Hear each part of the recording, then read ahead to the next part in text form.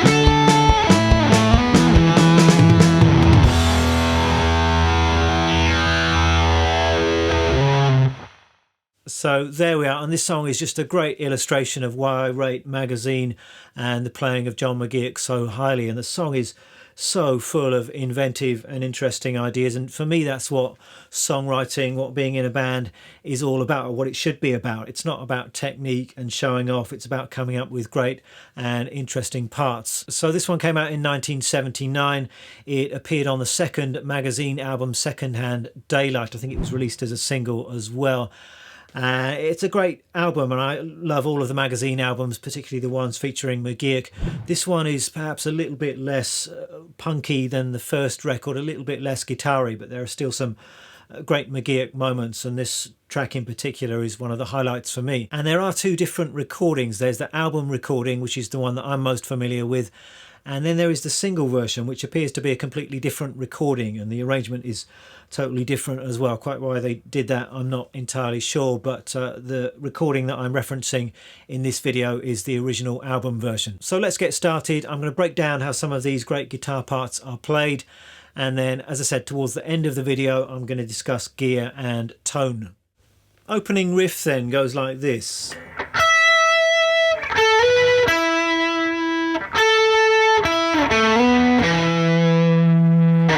It's a lovely, slightly angular, very catchy melody. I'm playing it in this area of the neck here. I could only find one live video of McGeoch playing this one, and it seems to be on some Spanish TV show. I think it's a mimed performance, but you can get the general area of the fretboard that he's playing in. So that's where I've chosen to play this. You could put a few other options with this particular riff, but I'm starting here on this high E note 17th fret on the B string. And I've got a slide on the 3rd string from 14 to 16, and then coming to this E note an octave lower. And then we've got A to E, It's at 14th fret on the G and D strings. And then another A to B slide on the 5th string, and then we've got this final E note at the 12th fret on the low E string.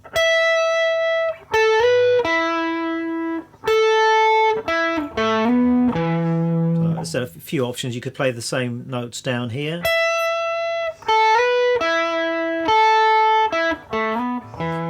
So going from the video footage, it looks to me like he's playing it up here, but both of those options will work.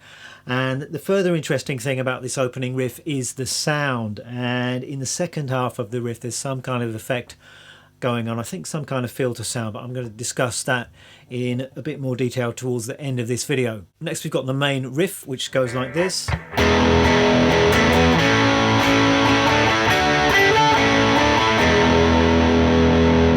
Another really catchy riff, not too hard to play, and it's got these great open droning strings happening. So to start with, we've got a little melody played on the 5th string, frets 11, 12 and 14, and at the same time as you're playing that, we've just got the droning low E string just played open.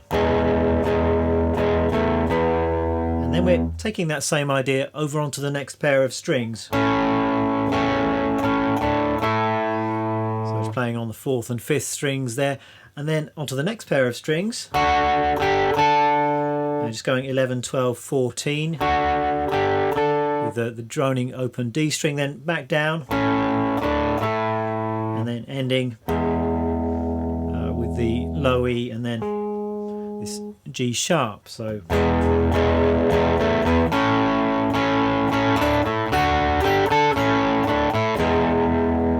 another important thing here is the rhythm. Notice how we've got some pushes, so changing on upbeats, mostly on the and of 4. So the rhythm is 1 and 2 and 3 and 4 and 1 and 2 and 3 and 4 and 1 and 2 and 3 and 4 and 1.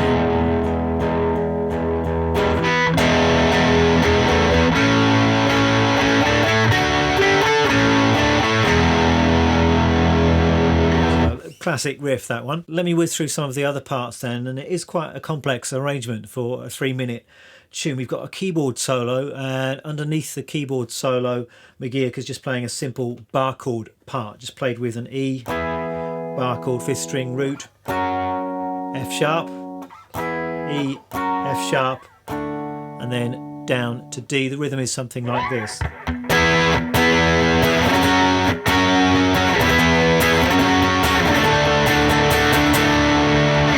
Pretty straightforward. I've just got those quick kind of down, up, down strums in there as well, which is quite a nice touch.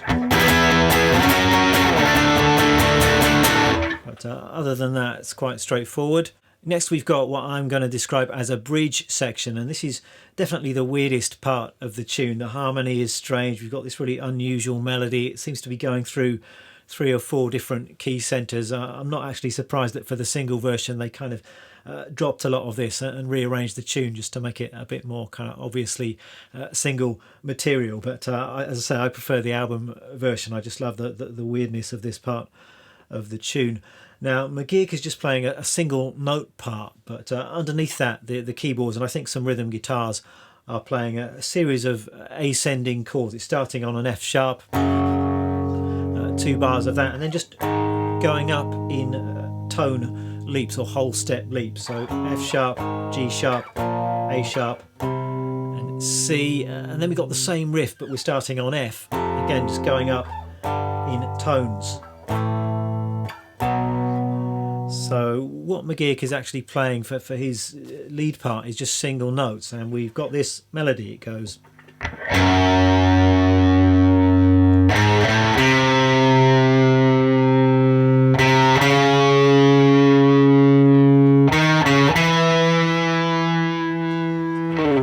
that's our melody, starting on this low F sharp, G sharp A, over to the 5th string with this C, going up 1 fret to C sharp, D sharp, C sharp, and E. That's the melody.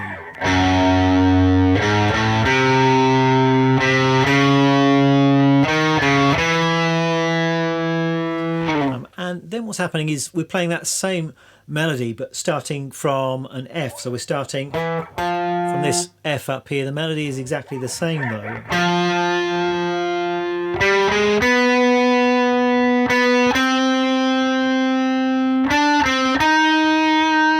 And various different ways you could lay out those notes on the fretboard. I've tried to keep the shape of the riff the same, despite the fact that we're starting on a different note, changing keys. So I've got 3 notes, then over onto the next string. It's the same thing up here.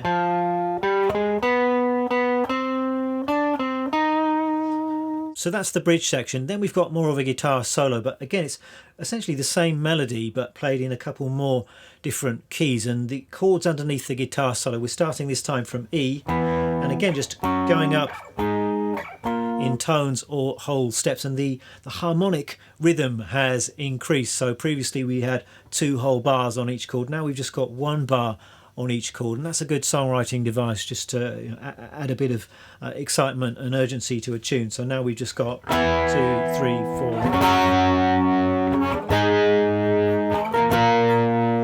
and then we're going down to an E flat, and it's the same thing, up in whole steps from there. And over the top of that, McGeoch is playing the same kind of melody, but it's compressed a little bit to fit over the fact that we've just got 4 beats on each of those chords. So starting on an E,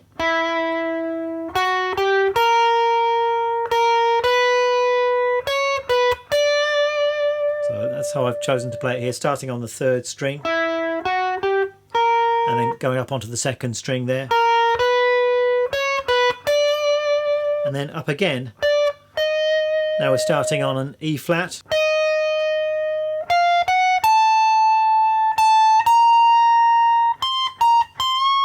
it's the same melody, but this time we're ending on a bend, so bending at the 18th fret. It's a half tone bend, so bending a C up to a C sharp. So if I put all of that guitar solo section together, we've got 2, 3, 4.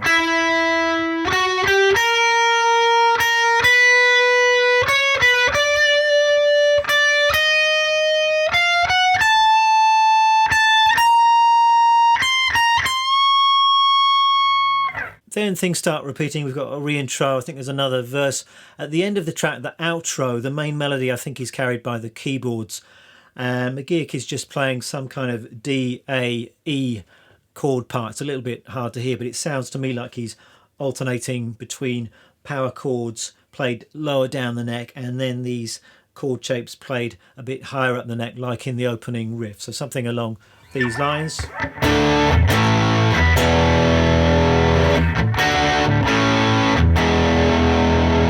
So just power chords down here, D, A, and E, and then these chords here. So the D chord, the droning open string, and then the 11th fret, just moving that over.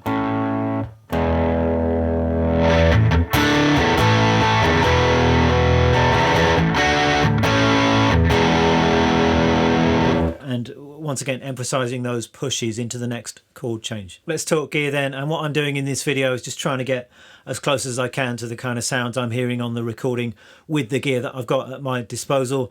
McGeoch obviously famous for using his Yamaha SG. I'm assuming that's what he used on this recording. For me, the Jazzmaster seems to work quite well for McGeoch style sound, so that's what I'm using today.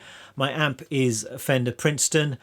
And for a lot of the sounds on this song, it's just a nice basic overdrive sound. So for the main riff, for the solo sections, and for that I'm using the Proco Rat distortion. This is a pedal I've had since the 1990s, I think, and it's kind of my go-to distortion pedal if I want a slightly punky, aggressive sounding distortion. But the interesting thing in this tune, I think, is that opening riff and what effect he's using on that. I couldn't find any definite info online. At first I thought it might be his classic MXR flanger pedal, but it doesn't really sound like that to me. I mean, I've got my MXR flanger set up down here, and you can hear on that opening riff on this bit, it's got a nice kind of thick sustaining sound, and then for the second half of the riff the sound changes. So I thought, well, maybe put on the flanger in the second half of the riff. So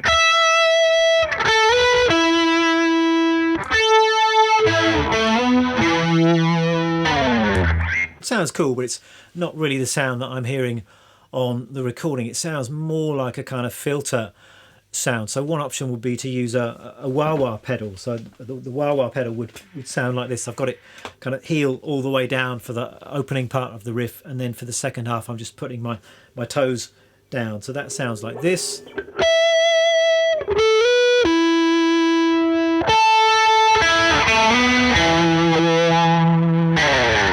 Again, that sounds quite cool. It's not exactly what's going on the recording. I'm wondering whether on the recording it was more of a studio effect. It does sound like some kind of studio filter. Maybe the guitar was being run through a synth filter or something like that. But the closest I could get to the sound on the record was using the pedal that I've got down here. It's the OFF1 octave fuzz pedal from an Italian company called Mastro Valvolo, which I read recently gone out of business, which is really sad, because I think they made some very inventive, innovative kind of pedals, and this was actually sent to me a couple of years ago, I think, and I did a demo video on this pedal. It's a really unique and a cool pedal, but one of the cool features about it is it does have this synth style filter which you can control via an expression pedal. So that's what I'm doing for this riff. I'm turning on the fuzz section of the pedal, and it's a little bit noisy with the fuzz on, and then you can start with the filter all the way down and then gradually open the filter in the second half of the riff, and that sounds like this.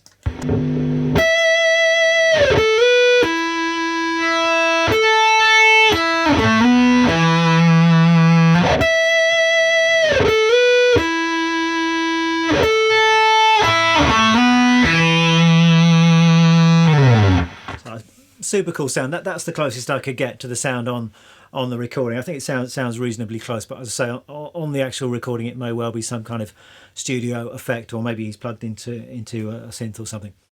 That's it for this video. I hope you've enjoyed it. If you would like Tab and my backing track, both of those things can be found on my Patreon page. If you'd like more McGeoch, then I've done plenty of other McGeoch tutorials. I've done loads of Susie and the Banshees stuff. I think I've done one other magazine track, which is the classic Shot by Both Sides, which is a really fun one to learn. I've even done an Armory show track, so if you're interested in any of those, just do a search on my channel and you should be able to find them. Thanks a lot for watching. See you next time.